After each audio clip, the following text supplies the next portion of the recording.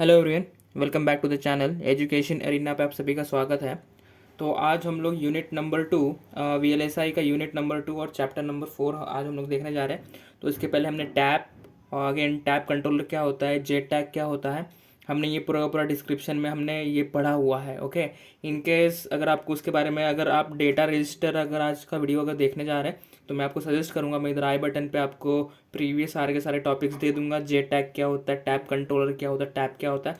तो इसको पढ़ने के पहले आपको वो सारी चीज़ें पता रहना चाहिए। आर्किटेक्चर ऑफ जे टैग हमने वो सारी चीज़ें देखी, टैप टैप कंट्रोलर का देखा था। ठीक है, तो आई होप अगर आप इस चैप्टर पे अगर आए हैं तो आप लोग पहले प्रीवियस वाले चैप्टर देख लीजिए, जो कि आपके लिए सबसे बेस्ट रहेगा। ठीक है, तो आज हम लोग देखने जा रहे हैं चैप्टर नंबर 4, जो कि है डेटा रजिस्टर्स।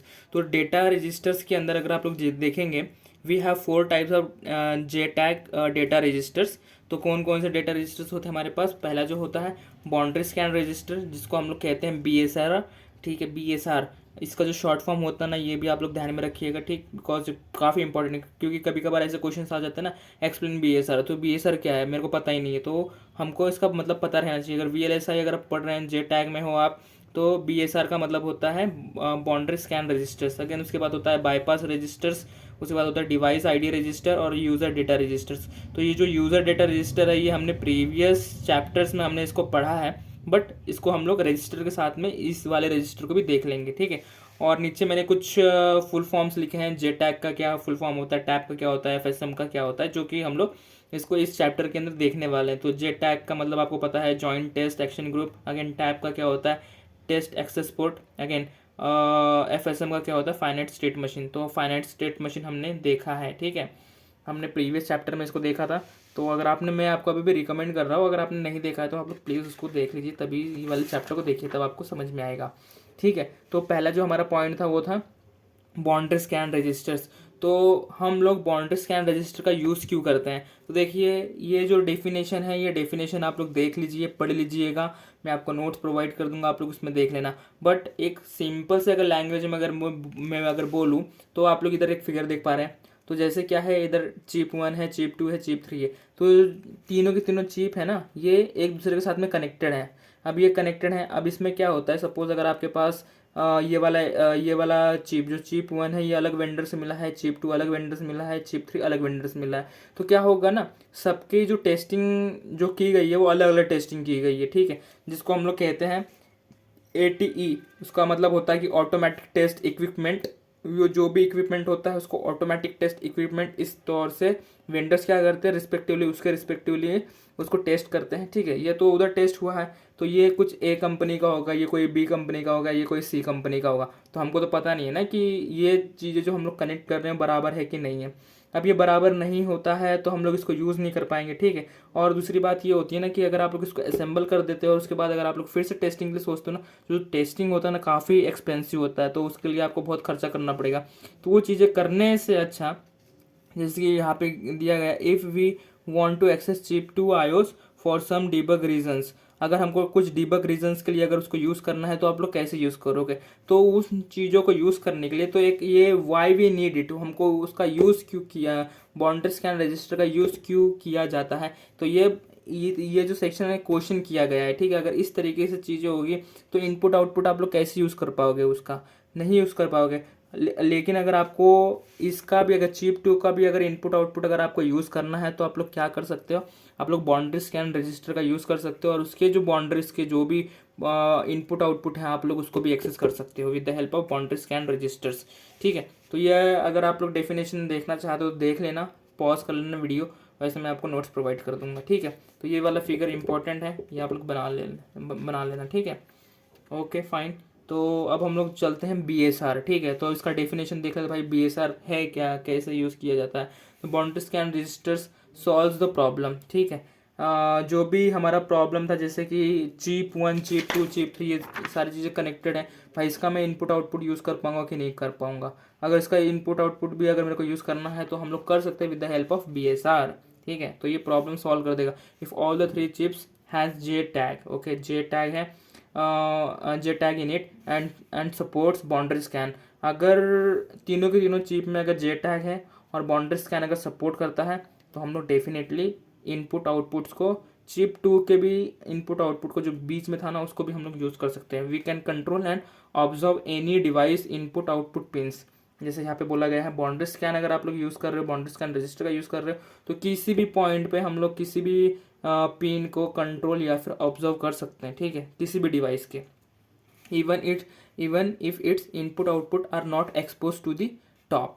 अगर जैसे कि आप लोग इसमें देख सकते हो बाहर के साइड आपको चिप 1 के पिंस दिख रहे हैं और चिप 3 के आउटपुट पिंस दिख रहे हैं, ठीक है। ये चीज़ें आपको बाहर बाहर तो दिख रही है, बट चिप 2 का क्या होगा, चिप 2 का तो हम लोग यूज़ नहीं कर पा रहे हैं। तो ये सारी चीज़ें जो होती है ना, इसको हम लोग with the help of boundary scan register के हेल्प से हम लोग उनके उसके पिंस को भी यूज़ कर सकते हैं, ठीक है। जैसे कि इधर लिखा गया है are not expose to the top. अगर टॉप पे भी अगर एक्सपोज नहीं है तो भी हम लोग उसके इनपुट आउटपुट्स को यूज़ कर सकते हैं। We can load the BSR boundary scan register to the required value of the capture value and capture the response through BSR। तो इधर जैसे कि लिखा गया है we can load the BSR, हम लोग BSR को लोड कर सकते हैं to the required value and capture the response through BSR जो रजिस्टर है उसके थ्रू हम लोग उस रिस्पॉन्स को हम लोग अगेन कैच कर सकते हैं to test the interconnection between the chips. तो चिप्स के बीच में क्या क्या इंटरकनेक्शन की गई है हम लोग पर्टिकुलरली देख सकते हैं कि भाई यहाँ से अगर ये इंटरकनेक्ट हुआ है तो इस पोर्ट तो इस लाइन पे क्या आउटपुट आया, इस लाइन पे क्या इनपुट आया, मतलब क्या आउटपुट क्या है आपका, ठीक है। हम लोग इधर डिटेक्ट कर सकते हैं कि मतलब इधर इनपुट आउटपुट क्या है। तो ये चीज़ हम लोग यहाँ पे डिटेक्ट कर सकते हैं with the help of boundary scan register. अगर इंटरकनेक्टेड है तो भी हम लोग देख सकते हैं कि उस पर्टिकुलर BSR के अंदर क्या डेटा प्रेजेंट है, तो वो चीज़ें हम लोग देख सकते हैं। The JTAG interface allows for several device to be connected to the single interface in a daisy chain configuration। daisy chain configuration का मतलब हो गया कि आप लोग यहाँ से इनपुट दोगे तो ये ऐसे ऐसे जाते जाते वो हम लोग देखते हैं, फिगर है उसका, हम लोग वो फिगर देख लेंगे, ठीक। तो डेजी चेन में आपको वो कन्फिगरेशन कर सकते हैं, मतलब आप लोग क्या कर सकते हो, मल्टीपल चिप्स एक साथ में कनेक्ट कर सकते हो और उनके इनपुट और आउटपुट को आप लोग खुद एक्सेस कर सकते हो, ठीक है। आगे इधर दिया गया है TMS and TCK are connected in parallel. जो TCK और आपका TMS हो गया पैरेलली कनेक्टेड रहता है, और जो आपका TDI एंड TDO होता है ना वो सीरियली कनेक्टेड रहता है। वो मैं आपको बताता हूँ कि TDI एंड TDO सीरियली कैसे कनेक्टेड रहता है। उसके पीछे इधर हमारे पास इसका डायग्राम है। तो हम लोग बोल रहे थे ना TDI एंड TDO ये सीरियली कनेक्टेड है। अगर आप लोग देखोगे ये जो TDI इधर से आया है, ठीक, इधर से आया है, फिर ये इधर से होते होते होते होते यहाँ पे, फिर यहाँ से चिप 2 के थ्रू होके जा रहा है, फिर चिप 3 के थ्रू होके जा रहा है, और यहाँ पे अगर आप लोग देखो TDO, तो अगर आप लोग देखो TDO एंड जो TDI है ये सीरियली कनेक्टेड है, राइट, ये क्या है, सीरियली कनेक्टेड है। और जो आपका TCK एंड TMS है ये क्या है, कैसा है, ये पैरेलली कनेक्टेड, जैसे कि इधर भी गया है, इधर भी गया है, इधर भी गया है, ठीक है। अगेन TCK भी चिप 1 में गया है, चिप 2 में गया है, चिप 3 में गया है। तो ये जो हमने डेफिनेशन बोला था उस डेफिनेशन इसको सेटिस्फाई कर रहा है। तो आप लोग एक काम ये कर सकते हो कि ये जो डायग्राम है ना, आप लोग ये डायग्राम ध्यान में रखना। ऊपर क्या है, TDO है, TCK है, TMS है और TDI है, ठीक है। ये चीज़ ध्यान में रखनी है। अगेन यहाँ पे आपको इधर 6 होता है, इधर 6 पॉइंट्स होते हैं, इसमें 4 पॉइंट्स रहेंगे, इसमें 4, इधर 4 इधर 4। तो पॉइंट्स का कोई दिक्कत नहीं है, आप लोग पॉइंट्स कितने में ले सकते हो ये आपके ऊपर डिपेंड करता है, बस ये ध्यान में रखो। और TDI और TDO जो होता है ये सीरियली कनेक्टेड है, इधर से जाते हुए पूरे पर्टिकुलर हर एक चिप में से जाता है, ठीक है। और जो ये जो आप लोग देख रहे हो ना छोटा सा square bracket, rectangle bracket, okay, vertical में, तो इसको कहते हैं हम लोग बाउंड्री स्कैन सेल। ये होते हैं सेल्स, जो भी आपको बॉक्सेस दिख रहे हैं ना ये सारे के सारे आपके क्या है, सेल्स हैं, ठीक है, ओके फाइन। और जो ये वाला जो बड़ा बॉक्स है ये होता है आपका चिप, ठीक। तो ये boundary scan a small box like structure in the chip are boundary scan cells. तो जो छोटे छोटे स्ट्रक्चर दिख रहे हैं बॉक्स लाइक, उसको हम लोग कहते हैं boundary scan cells, okay. A register consist of boundary scan cells BSC that are inserted between the device's core logic and IO pins during normal operation. These cells are invisible, but in test mode the cells can be used। जैसे कि अगर आप लोग test के form में अगर देखोगे तो उस टाइम पे उसको यूज़ किया जाता है, बट नॉर्मली अगर आप लोग देखोगे तो इनविजिबल होता है। मतलब नॉर्मली ये इन चीज़ों को कनेक्टेड नहीं किया, मतलब इन चीज़ों को कंसिडर नहीं किया जाता है, बट वो बाय डिफ़ॉल्ट कनेक्टेड होते हैं, इतना ध्यान में रखिएगा। ओके सॉरी मैं एक चीज़ भूल गया, ये जो पॉइंट होता है ये पॉइंट भी कनेक्टेड रहते हैं एक दूसरे के साथ में, तो मैंने ये इधर मेंशन नहीं किया है।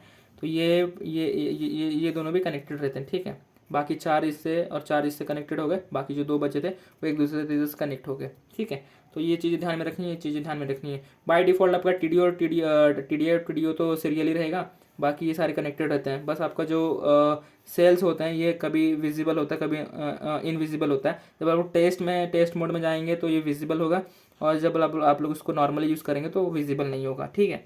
तो ये डायग्राम भी आपको ध्यान में रखना है, ये एग्ज़ाम में काफ़ी इंपॉर्टेंट हो जाएगा, ठीक। तो आई होप आपको बाउंड्री स्कैन क्या होता है ये भी समझ में आ गया होगा। तो बाउंड्री स्कैन का ना एक फ्लॉप का एक डायग्राम है, तो ये भी आप लोग ध्यान में रख लो। बेसिक बाउंड्री स्कैन सेल कैसे होता है, मतलब एक जो स्कैन सेल था ना, जैसे कि अगर मैं बोलूँ ये जो आपका सेल है, ये जो एक सेल है ना, तो इस सेल को अगर हम लोग एनलार्ज करेंगे, इसको ये अगर हम लोग बड़ा करते हैं तो इस तरीके का वो डायग्राम बनता है, ठीक है। जो आप लोग रेक्टेंगुलर बॉक्स देखे हो ना, तो इस तरीके का डायग्राम बनता है। तो उसी के अंदर होता है आपका data input, shift D R, capture D R, update D R, modes भी होते हैं। तो मैंने ये जो पॉइंट्स है ना, मैंने इसके बारे में आपको ऑलरेडी बता के रखा हुआ है कि इसका मतलब क्या होता है। इन सारे के सारे पॉइंट्स हमने कवर किए हैं, तो वीडियो काफ़ी लेंथी हो जाएगा, इसलिए मैं ये तो इसको आपको एक्सप्लेन नहीं करूँगा, बट प्रीवियस चैप्टर्स में मैंने सारे के सारे चीज़ें दे के रखी हुई है, ठीक है। तो ये उसका एक पर्टिकुलर डायग्राम होता है। आपको दो फ्लॉप्स बनाने, फ्लॉप 1 फ्लॉप 2, और यहाँ पे आपको एक मक्स बनाना है और यहाँ पे एक मक्स बनाना है, जो कि 2x1 होगा, मतलब 2 इनपुट और 1 आउटपुट होगा, ठीक है। इतना ध्यान में रखना है। यहाँ पे आपका स्कैन आउटपुट आ गया, इधर आपका स्कैन इनपुट हो गया, ठीक है। ये डायग्राम है, डायग्राम आप लोग ध्यान में रखो। डेटा इनपुट इधर है, डेटा आउटपुट इधर है। अगेन ये सारी चीज़ें आपको ध्यान में रखनी है। और ये बेसिक बाउंड्री स्कैन सेल होता है। एक्चुअली ये आप लोग नहीं भी मेंशन करोगे एग्जाम में तो भी चल जाएगा, बस एक आपके इन्फॉर्मेशन के लिए मैंने ये डायग्राम इधर निकाल के रखा है, ठीक है। तो ये होता है आपका basic boundary scan cell, okay, ये हो गया। उसके बाद होता है आपका बाईपास रजिस्टर। तो बाईपास रजिस्टर के हिसाब से हम लोग पर्टिकुलरली समझ सकते हैं कि ये किसी चीज़ को बाईपास कर रहा है। जैसे कि आप लोग सिटी के अंदर है, तो सिटी में से निकलने के लिए क्या होता है, एक बाईपास का रोड होता है, तो उसी हिसाब से बाईपास रजिस्टर भी होता है। अगर हमको पूरे के पूरे सेल्स के थ्रू होके नहीं जाना है, पूरे के पूरे, जैसे कि अपडेट होता है, कैप्चर होता है, अलग अलग मोड्स होते हैं, वो मोड्स के बिना अगर हमें जाना है, डायरेक्टली अगर जाना है, कोई चीज़ अगर फास्ट करना है विदाउट डिले, तो हम लोग बाईपास रजिस्टर का यूज़ कर सकते हैं। It is a single bit register which provides a shortcut from TDI to TDO, ठीक है। टीडीआई से टीडीओ तक शॉर्टकट अगर आपको मारना है तो हम लोग क्या करते हैं, बाईपास रजिस्टर का यूज़ करते हैं। It allows devices in a circuit to be tested with minimal time overhead. Suppose we have multiple chip connected in a series as shown, okay, and we want to access the particular chip, say chip 2. Now if we follow the conventional method without the bypass register, then in order to load or unload the value from BSC of chip 2, we have to shift the data all the way through the BSC and the chip 1 and chip 3. तो मैं आपको इससे बताता हूँ, wait, हाँ, okay, तो wait, हाँ, ये आपका डायग्राम हो गया। अगर हम लोग बाईपास का यूज़ नहीं करते ना, तो ये टीडीआई इधर से जाएगा और हर एक सेल से होते हुए जाएगा। तो ये जो चीज़ें हैं ना, बहुत ही टाइम कंज्यूमिंग है। अगर मैं आपको बताऊँ कि अगर डायरेक्टली अगर मेरे को बाईपास करना है, तो बाईपास करने के लिए मैं क्या करूँगा, मैं इन सेल्स को कंसिडर नहीं करूँगा, ठीक है, क्योंकि मेरे को ये चीज़ें करनी नहीं है, मेरे को सिर्फ चिप 2 का ही यूज़ करना है। तो मैं क्या करूँगा, इधर एक सेल ले लूँगा, ये सिंपली टीडीआई इधर से आएगा और इधर सेल के थ्रू होते हुए, एक सेल के थ्रू होते हुए ये इन पूरे सेल्स को यूज़ करेगा। फिर से यहाँ पे एक सिंगल सेल रहेगा, उसको यूज़ करेगा और सीधा मेरे को टीडीओ आउटपुट में मेरे को ये मिल जाएगा, ठीक है। तो इस तरीके से होता है। तो पूरे के पूरे वो सीरियली हर एक चिप्स के थ्रू जाना, तो ये तो टाइम कंज्यूमिंग है भाई। शिफ्ट अपडेट होगा, शिफ्ट डीआर होगा, अपडेट डीआर होगा, कैप्चर डीआर होगा, तो सारी चीज़ें करने में बहुत ही लेंदी प्रोसेस हो जाता है। तो अगर हमें बाईपास, अगर बहुत जल्दी कुछ चीज़ें करनी है, तो हम लोग बाईपास रजिस्टर का यूज़ करते हैं, ठीक है। सही है, ओके ओके। तो यहाँ पे आप लोग देख सकते हो, टू अवॉइड द डिले, जैसे यहाँ पे लिखा है, to avoid the delay we have bypass register which introduces only 1 clock delay per JTAG device, okay, if we go through all the 3 chips. अगर मैं यहाँ पे अगर आपको बताऊँ कि अगर आप लोग पूरे अगर 3 चिप्स के थ्रू अगर जाते हैं, 3 चिप्स हैं, तो देखिए क्या दिया है, 12 + 8 + 12 + 12 = 32 क्लॉक्स। तो जैसे कि अगर आप लोग इधर सेल देख रहे हो, 1 2 3 4 5 1 2 3 4 5 6, इधर 6 इधर 6, ये कितने हो गए 12 हो गए, राइट। 12 क्लॉक हो गया आपका। अगेन यहाँ पे 4 + 4 8 हो गया, 8 क्लॉक्स हो गए, प्लस इधर 12 है, तो ये 12 क्लॉक हो गया, इक्वल टू कितना हो रहा है आपका 32 क्लॉक। तो ये टाइम बहुत ज़्यादा ले रहा है। और उसी चीज़ को अगर मैंने क्या कर दिया, मेरे को चिप 1 का और चिप 3 का मेरे को यूज़ नहीं करना है, मेरे को सिर्फ चिप 2 से लेना देना है, तो मैं क्या करूँगा, मैं सिंपली उसको कन्वर्ट कर दूंगा। तो मैं सिर्फ चिप 1 का एक सेल यूज़ करूँगा और चिप 3 का एक सेल यूज़ करूँगा, और बाकी 8 सेल्स में पूरे के पूरे चिप 2 का यूज़ कर लूँगा, क्योंकि मेरे को चिप 2 को ही यूज़ करना है। तो मैं क्या करूँगा 1 + 8 + 1, तो यहाँ पे मेरे कितने हो गए 10 क्लॉक्स, मतलब मेरे करीब 22 क्लॉक्स मेरे बच गए, जो कि वो टाइम कंज्यूमिंग था, ठीक है। तो अभी सिर्फ मेरा 10 क्लॉक्स में वो पर्टिकुलर मैं चिप 2 को यूज़ कर पाऊँगा, ठीक। तो अगर आप लोग इधर देखोगे ये डायग्राम, तो आप लोग देख सकते हो कि हम यहाँ पे भी ये तो इनविजिबल है, ठीक है। अभी इसको बाईपास, ये वाला बाईपास का डायग्राम है। तो इधर से टीडीओ गया, यहाँ पे एक ही चिप का यूज़ किया, एक ही सेल का यूज़ किया, एक, फिर इधर आ गया, फिर ये चिप 2 हमको यूज़ करना था, तो ये पूरे पूरे 8 को यूज़ किया, फिर से यहाँ पे 1 यूज़ किया, और सीरियली फिर से टीडीओ के पास आ गया। बाकी आपका टीएमएस और टीसी के ये आपका पैरेलली कनेक्टेड है चिप के साथ में। An example showing how bypass register is use. तो इस तरीके से हम लोग बाईपास रजिस्टर का यूज़ करते हैं, ठीक है। आई होप ये भी क्लियर होगा बाईपास रजिस्टर क्या होता है।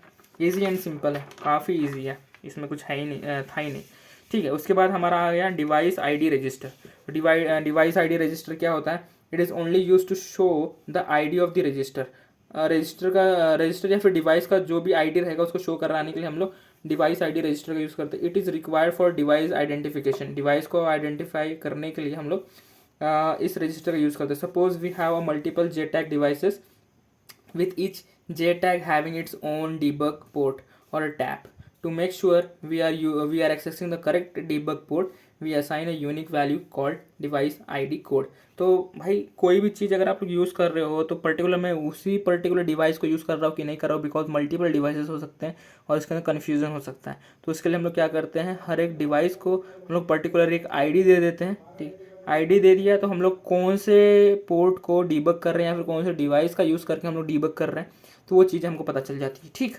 The device ID code value enables the user to debugger tool to identify debug port to which it is connected. तो कौन से डीबग पोर्ट को आप लोग कनेक्टेड हो और क्या कर रहे हो, कौन से डिवाइस के साथ में क्या कर रहे हो, तो ये चीज़ें आपको समझ में आती है with the help of device ID register. बस ये आपको आईडी ये बस डिवाइस का क्या आईडी है वो स्टोर करता है। ये जो रजिस्टर है डिवाइस का आईडी स्टोर करेगा और आपको पता चलेगा कि मैं क्या चीज़ यूज़ कर रहा हूँ क्या नहीं यूज़ कर रहा हूँ, ठीक है। I hope device ID register भी क्लियर है।